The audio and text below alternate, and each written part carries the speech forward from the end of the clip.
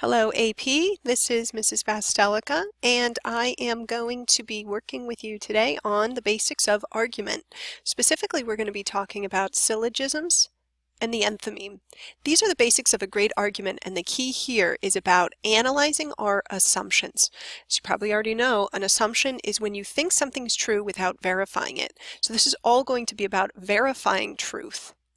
So let's talk first about how we create good claims. A claim is basically a thesis. It's what you think about a topic and why you think it. It's the core of your argument. A claim, for it to be strong, must be built upon a major and a minor premise. Just like a building, if the foundation of a claim is weak, the building is going to be weak and it's going to fall down. So if the foundation of your claim is weak, your claim is going to fall. It's going to be easily questioned and it is not going to be accepted by your audience. Premises are things that you are assuming to be true, that your reader can agree with you on. This is where you're basically making a connection with your reader. You're getting them to buy into your premises so that they buy into your claim. Let's talk in more detail about the kind of premises that you're going to have. A major premise is a point about the world that cannot really be argued. All people basically agree with it and kind of already assume it to be true. Here's an example. People make mistakes that they often regret. A reasonable person cannot disagree with that. Yes, there are exceptions. There are some people who make mistakes and don't regret them. But the word often here makes this a major premise that is acceptable by pretty much your whole audience. A minor premise is a particular example, a specific example of this point already made, of people making mistakes that they regret. Teens sometimes make the bad choice of sexting and often have terrible consequences to deal with, such as bad reputations and even punishment under the law. So see how this idea of people making mistakes that they regret is general, it's a major premise. This minor premise here is a specific example of people making mistakes that they often regret. A claim in your writing, the claim that you're writing as an author, should be based on a major and a minor premise. For example, here's my minor premise. Teenagers who make the mistake of sexting should not be, here's a claim that is based on premises from the last slide.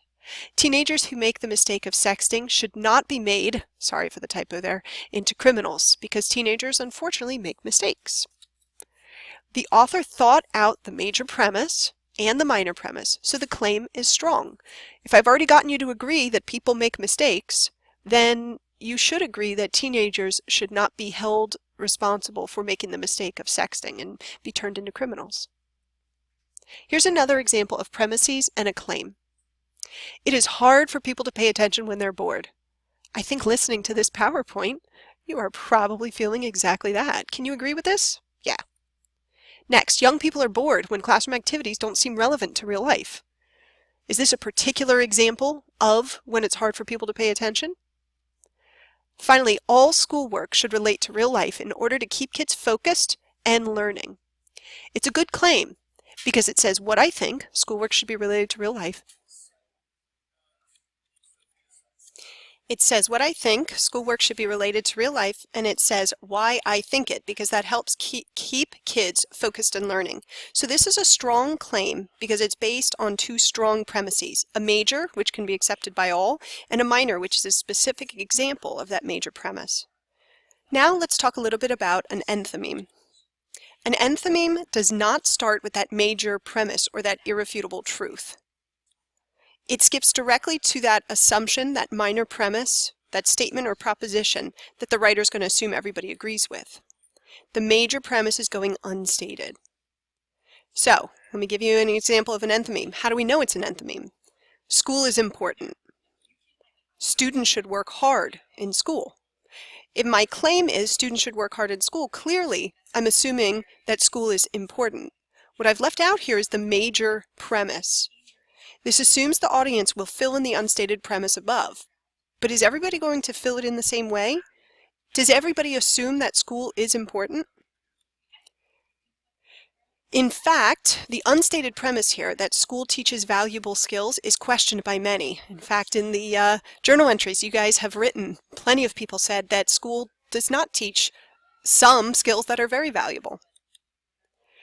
Everyone might not accept this unstated major premise.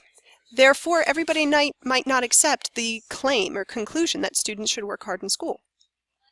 To strengthen this enthymeme, let's think about a major premise that would be acceptable by more people.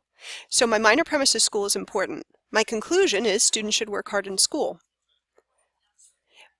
The unstated premise here is that school teaches valuable skills. The Common Core standards, this is some evidence supporting this unstated premise. The Common Core standards have been adopted by many states to prepare students for college and the workplace. This is my evidence to support this unstated premise. Teachers are required to teach according to the Common Core standards. Therefore, schools teach valuable skills. So you can see how I'm going backwards in my logical reasoning here, and I'm trying to support my unstated major premise with even more evidence. Now I know what you're thinking. People might disagree that the Common Core standards are good standards to adopt. So you can see how, to strengthen your enthymeme, you have to start begging the question. Here is a Latin phrase, petitio principi. I am not a Latin teacher. I can't tell you if I pronounced that correctly. But this is you begging the question. This is basically thinking about someone who begs the question or who is questioning the validity of your unstated premise. This is trying to get into their mind and to look at your premise from that perspective. This is you anticipating what a person will question by addressing the counterarguments up front. You want to think, when looking at an enthymeme, or a syllogism for that matter, you want to think, what is the person I'm trying to convince? What are they going to question? What might they disagree with, and why? So that ends our discussion of syllogism and enthymeme. Thanks so much, and we'll be talking more about it in class.